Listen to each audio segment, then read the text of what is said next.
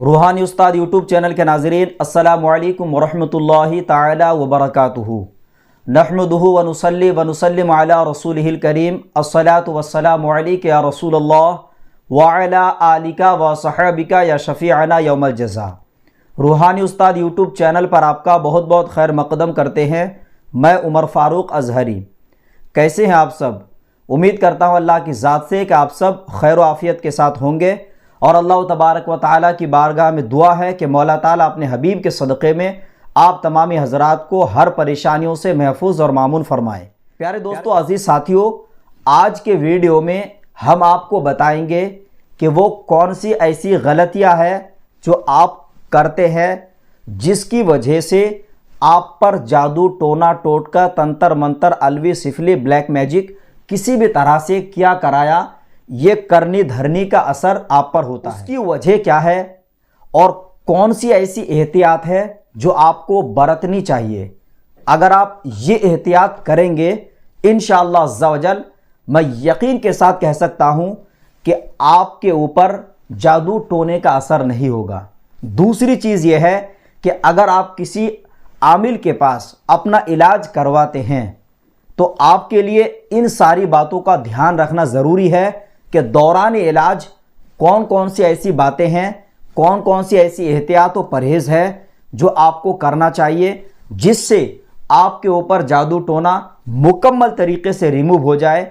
खब्बीस का अगर असर है वह हमेशा के लिए ख़त्म हो जाए, कभी भी आप पर किसी भी तरह से कोई वार ना हो। पहली चीज़ यह है, अगर आप एक जादू का मरीज़ है, अगर आप सहरज़दा है, आप पर किसी ने जादू टोना कर दिया है, या फिर आप रजअत का शिकार हो चुके हैं, या फिर आपके ऊपर कोई खब्बीस का असर है, कोई आसेबी खलल का मामला आपके साथ चल रहा है, कोई जिन्नाती मसला है, तो सबसे पहली जो एहतियात यह है कि आप अपने मर्ज़ी से कोई भी अमल, कोई भी वजीफ़ा ना करें जब तक कोई आमिल आपको इजाज़त ना दे।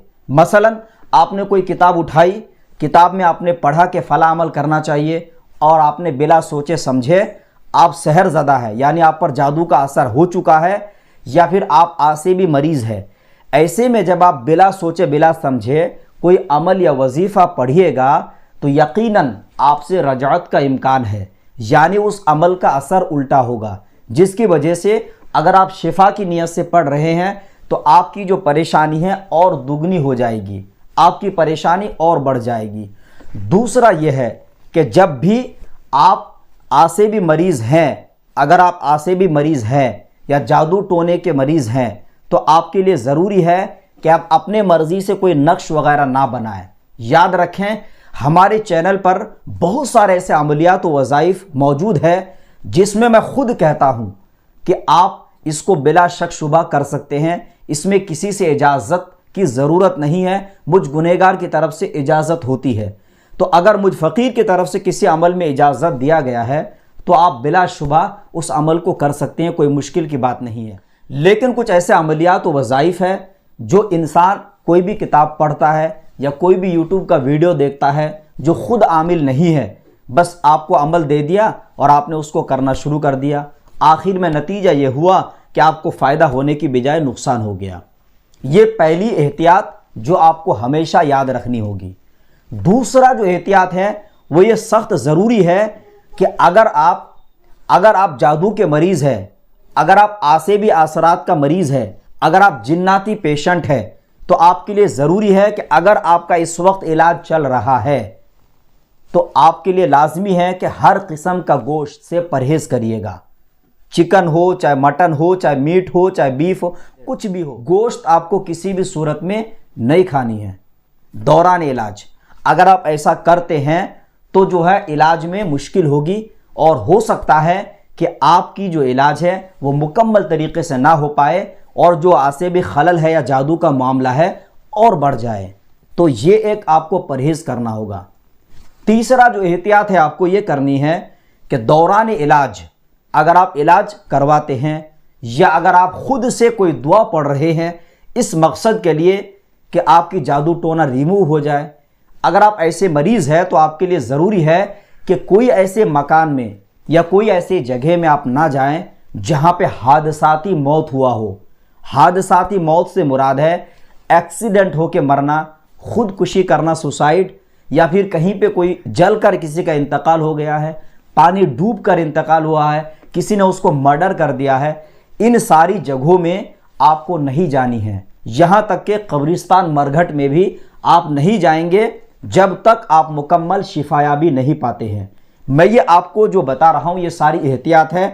अगर आप दौरान इलाज ये सारी एहतियात करेंगे और कोई भी हमारा इलाज, चाहे जादू का इलाज हो, चाहे टोने आसिबी खलल का इलाज हो, जिन्नाती मामले का इलाज हो, करिएगा तो इंशाअल्लाह आपको यकीनन फ़ायदा मिलेगा। कुछ एहतियात ऐसी है जिन पर आपका शुबा हो कि यह हमारा दुश्मन है, तो हो सके उनसे दूरी आप इख्तियार करें।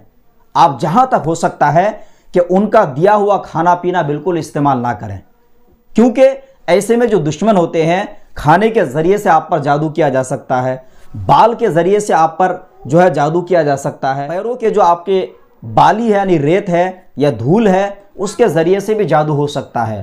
तो बहुत सारी ऐसी चीज़ें हैं जो अगर आप जादू टोने का मरीज़ है, आसिबी असरात का मरीज़ है, तो ऐसे में आपको एहतियात करनी चाहिए। इन बातों को अगर आप ध्यान रखते हैं तो उम्मीद है इंशाअल्लाह ताला इसके बाद कोई भी इलाज करिएगा, इस दौरान अगर परहेज़ करिएगा इंशाअल्लाह आपको फ़ायदा होगा। और हमारे जानिब से जादू टोना टोटका तंत्र मंत्र अलवी सिफली ब्लैक मैजिक किया कराया खिलाया पिलाया हर तरीके का कंप्लीटली ट्रीटमेंट होता है।